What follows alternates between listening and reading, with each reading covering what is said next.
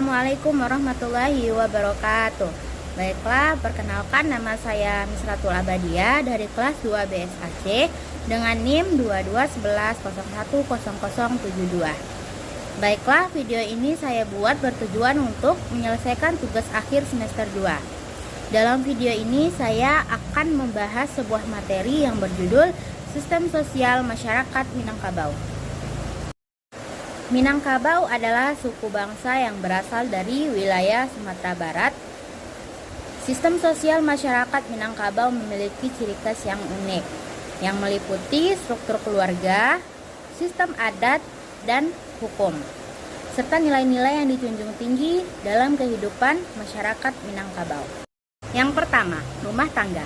Sistem kekerabatan matrilineal ini memiliki pengaruh yang sangat kuat pada kehidupan sosial, budaya, dan agama masyarakat Minangkabau. Sistem kekerabatan matrilineal di masyarakat Minangkabau berdampak pada pembagian harta warisan yang disebut dengan pusako. Sistem sosial masyarakat Minangkabau memiliki ciri khas yang cukup unik. Ada 4 ciri-ciri yang diungkapkan oleh Suyoshi Kato dalam sistem matrilineal Minangkabau. Yang pertama, keturunan diatur menurut garis ibu.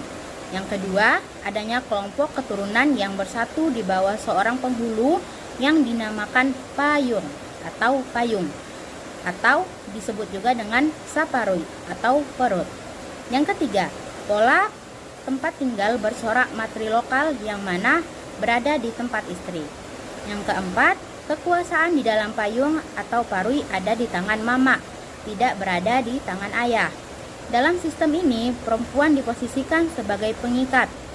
Itulah sebabnya barangkali dalam penentuan peraturan dan perundang-undangan adat, perempuan tidak diikutsertakan. Perempuan hanya menerima bersih tentang hak dan kewajiban di dalam adat dan di dalam keluarganya. Yang kedua, parui. Susunan masyarakat Minangkabau terkecil dinamakan dengan parui. Parui di sini dimaksud adalah suatu keluarga besar atau famili di mana semua anggotanya berasal dari satu perut. Seluruh anggota dari parui itu dihitung menurut keturunan garis ibu, bukan dari keturunan garis ayah. Yang ketiga, kaum dan suku. Pengertian awal kata suku dalam bahasa Minang dapat bermaksud dengan 1/4, sehingga jika dikaitkan dengan pendirian suatu nagari di Minangkabau, dapat dikatakan sempurna apabila telah terdiri dari komposisi 4 suku yang mendiami wawasan tersebut. Orang Minangkabau yang berasal dari satu keturunan dalam garis matrilineal merupakan anggota kaum dari keturunan atau klan tersebut.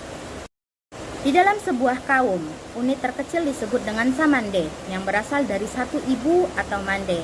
Unit yang lebih luas dari samande disebut dengan saparui. Maksudnya berasal dari nenek yang sama. Kemudian saniniet, maksudnya adalah keturunan nenek dari neneknya. Yang lebih luas dari itu disebut dengan sakaum. Kemudian dalam bentuknya yang lebih luas lagi disebut dengan sasuku. Yang keempat adalah nagari. Asal mula nagari adalah kemauan penduduk bersama yang mendiami sebuah negeri itu. Nagari ini merupakan daerah otonom dengan kekuasaan tertinggi di Minangkabau. Tiap nagari dipimpin oleh sebuah dewan yang terdiri dari pemimpin suatu suku dari semua suku yang ada di nagari tersebut. Yang terakhir adalah kepemimpinan dalam keluarga. Mama-mama yang memimpin setiap rumah gadang itu disebut dengan tungganai. Penghulu menurut adat alam Minangkabau yaitu orang yang tinggi lantaran dianjung, yaitu diangkat dan dibesarkan oleh kaum-kaumnya dan diberikan gelar dengan himbauan datuk. Memimpin kaumnya. Beberapa faktor telah menyebabkan terjadinya pergeseran nilai dalam masyarakat Minangkabau sehingga peran dan fungsi mama sudah tidak begitu dirasakan lagi. Peran mama dan ayah secara tradisional di Minangkabau berlaku pada keluarga yang luas, yaitu keluarga ibunya. Baiklah, mungkin hanya sekian penyampaian atau penjelasan yang dapat saya sampaikan dalam video ini. Kurang dan lebihnya saya mohon maaf. Sekian, Assalamualaikum warahmatullahi wabarakatuh.